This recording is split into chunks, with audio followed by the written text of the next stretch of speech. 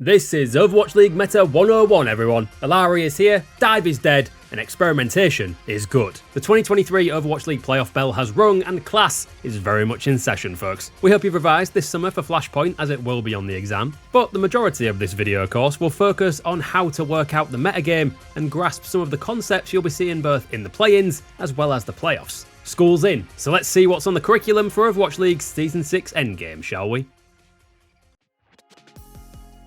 First up, everyone relax. News of a stale meta was highly exaggerated. We think it's safe to say that the introduction to the 2023 playoffs will likely be a very open metagame. With picks from Hanzo to Echo, Orisa to Sigma, and Illari to Brigitte being played, there are a lot of styles to choose from, at least as it stands. From the variance of the picks alone, we know a ton of dust has been kicked up, but will it last? For tanks, Orisa, after her recent buff, has seen a significant increase in playtime. Sigma has his place on more stationary maps with a complementary high ground, and Winston is still a strong option for mobility. Even Wrecking Ball and Doomfist have been more niche options for teams as the metagame settles, but in comparison to some previous metas, the tank role is looking pretty varied going into the next few weeks. DPS-wise though, there is a lot more room to experiment. Picks like Torbjorn and Soldier 76 have been welcome additions to the compositions looking to catch incoming Winston-based comp, whereas picks like Tracer, Echo and Genji can accommodate and enable Overwatch's favourite scientist. Then you have the more map-specific picks, Sigma, Hanzo, Reinhardt, Widowmaker, all holding their own space on maps like Circuit Royale, Ilios and Antarctic Peninsula. But let this be a reminder, the Overwatch League map pool is set to change after the culmination of the 2023 play-ins. That means that as the dust settles and the metagame begins to lock itself in,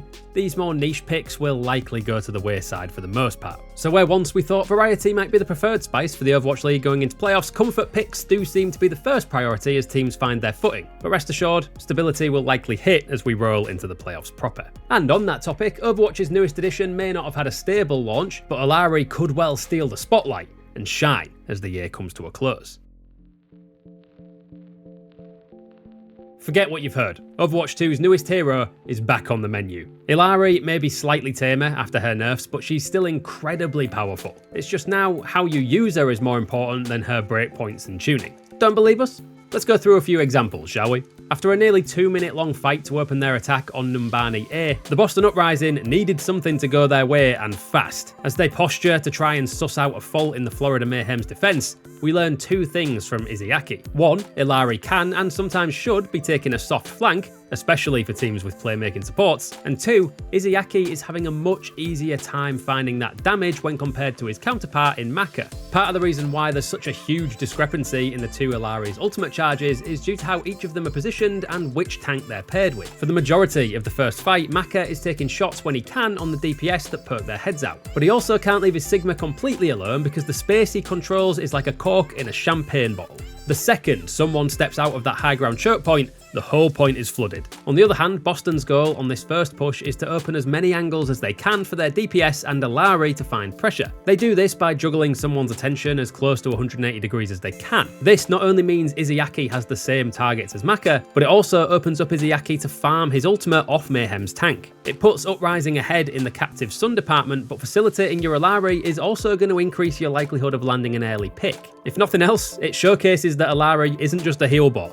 She has much more playmaking potential than it seems at first glance. Another thing she brings to the table is a potent and flexible way to facilitate an anti-dive strategy. The focus of it should be on healing Pylon, not only because its healing per second is still incredibly powerful, but because it adds effective health to her team. Put simply, because the enemy has to deal with the Pylon first, it buys Ilari, and by extension her tank and DPS, time to counterplay. Past that, her individual damage output nears DPS numbers. Moira Mains can look forward to the day when DPS Ilari becomes the meme of choice, and she holds vertical mobility options and an ultimate that will become a fight ender as teams become more comfortable with her, at least judging by the interactions it shares with the likes of Orisa's ultimate. So long as we see teams defaulting towards Winston, Ilari is not going anywhere, and the meta should be looking a lot better for it. North America and the APAC regions in Overwatch have never seen eye to eye when it comes to the metagame, and as we approach the 2023 playoffs, even with the future of the very league itself in limbo, that law at least holds steadfast. APAC remains as you might expect. Most teams seem to have comfort with Winston as their spearhead with a convoy of DPS picks to saddle up alongside him. But in a weird twist of fate, some frontrunners in APAC look eerily familiar. Soul Infernal, O2 Blast and Dallas Fuel have found their way back to utilising Junker Queen. This not only screams that they've shared quite a few practice sessions with each other, but that it's probably quite a new development. Our bet is that head coach of the Dallas Fuel Rush is the professor to spare on this change of pace. It's pretty coincidental that the team most known for their Junker Queen play this season, for better or worse, has just somehow looked into someone else doing their homework for him. North America, on the other hand, is a bit more of a grab bag. Teams like Florida Mayhem, Toronto Defiant and San Francisco Shock have been supporters of the anti-dive composition that was previously reported by League insiders. This comp essentially doesn't care about being mobile, but housing a ton of perk pressure that teams have a hard time navigating around. Between Orissa's Fortify, Torbjorn, Bastion, Illari and Baptiste, there is no one solution for a dive comp to target. Neither is there a good way for a rush comp to always guarantee a viable map pick, at least not currently. It's left those remaining loyal to the likes of Winston, Tracer and Genji at a bit of a loss. Closing the gap is tough, and as teams become more well-rounded with Ilari in particular,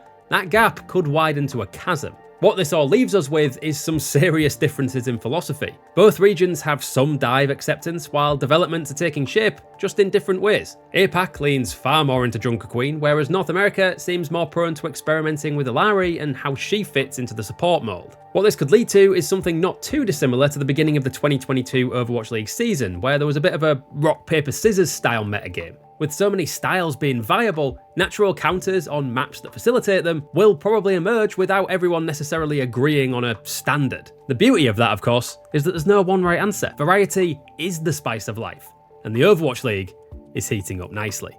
Now, did you get all that down? Overwatch League's 2023 playoffs begin on September 28th, and the final test for Overwatch's finest players is almost upon us. But in the meantime, if you're looking for more on the Overwatch League, check out this video, where we break down the greatest grand finals in Overwatch League history.